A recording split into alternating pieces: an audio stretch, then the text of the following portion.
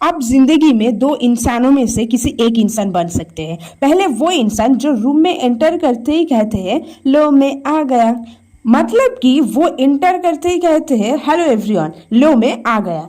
ऐसे लोगों को ज्यादा पूछा नहीं जाता। दूसरे होते हैं वो लोग जिनके एंटर करते ही लोग चिल्लाने लगते हैं आइए आपका इंतजार था, मतलब कि उन्हें देखते ही सब ये कहते हैं कि फाइनल ये आ गया। ये यही लोग हैं जिनका सब इंतजार करते थे। आज की इस वीडियो में हम बात करेंगे कुछ ऐसी एडवांस कम्युनिकेशन टेक्निक की जिन्हें सेकेंड कैटेगरी वाले लोग इस्तेमाल करते हैं और जिन्हें अपना कर आप स्मार्टली किसी से बात कर सकते हैं। नंबर 1, ऐसे सवालों को कैसे अवॉइड करें जिनका जवाब हम देना ही नहीं चाहते हैं।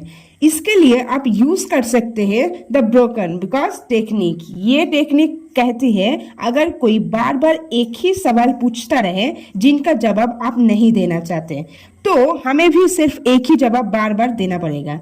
फॉर एग्जाम्पल, इशिता ने अपना 12th class science subject complete की थी, लेकिन ग्रेजुएशन में अपना सब्जेक्ट साइंस चेंज करके आर्ट्स ले लिया। उसके बाद उसने जब अपनी फैमिली फंक्शन में गई तो वहां एक आंटी ने उसको पूछा तुमने साइंस क्यों छोड़ी। इस जवाब को देने की इशिता बिल्कुल भी इंटरेस्टेड नहीं थे। फिर भी इशिता ने जवाब दिया क्योंकि मैं आर्ट्स लेना चाहती इसीलिए मैंने आर्ट्स ले ली। तो आंटी ने उससे फिर से पूछा कि तुम्हें साइंस समझ में नहीं आई, पर इशिता ने कहा कि ऐसे नहीं है क्योंकि मैंने आर्ट्स लेना चाहती थी और मैंने ले ली। लेकिन आंटी अभी भी सेटिस्फाई नहीं हुई और आंटी को थोड़ा सा गुस्सा आ गया और उन्होंने फिर से पूछा वो तो ठीक है पर तुमने साइंस छोड़कर आर्ट्स क्यों ली। उसी पल इशिता ने फिर से वही सेम टू सेम जवाब दिया, मैंने आर्ट्स लेना चाहती थी इसीलिए मैंने ले ली।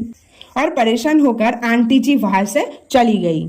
लेकिन हाँ, इस टेक्निक का इस्तेमाल आप अपने पेरेंट के साथ बिल्कुल मत कीजिएगा। नंबर 2, किसी पर्टिकुलर पर्सन से रेस्पेक्ट पाने के लिए कैसे बात करें। अगर मैं आपसे पूछूं कि आपका जिंदगी में सबसे इम्पोर्टेंट कौन है तो आप में से बहुत से लोगों का ये आंसर होगा कि mummy papa brother sister, but maximum लोगों की लाइफ में वो खुद होते हैं। हाँ, अगर आप किसी से बात करते वक्त अपनी बात में उस इंसान के बात ज्यादा करते हैं तो वो आपको पसंद करेगा ही करेगा। फॉर एग्जाम्पल, अगर आप मान लीजिए कि कोई आपको आकर कहते हैं कि आपका ड्रेस मुझे बहुत अच्छा लगा, वही कोई इंसान आपको आकर कहते हैं आप इस ड्रेस पहनकर बहुत ही अच्छे लग रहे हो, हम में से मैक्सिमम लोगों के दूसरा सेंटेंस ही ज्यादा पसंद आएगा क्योंकि उनमें हमारी जिक्र है। एक और एग्जाम्पल देते हैं कि कोई आपको कहता है कि अच्छा सवाल है, कि कोई दूसरा इंसान कहते हैं कि आपने एक अच्छा क्वेश्चन पूछा, तो इसमें भी आपका दूसरा बात ही ज्यादा पसंद आएगी क्योंकि इसमें आपका जिक्र है। तो इसीलिए जब भी किसी से बात करें तो उस इंसान की जिक्र ज्यादा करें जिससे आप बात कर रहे हैं।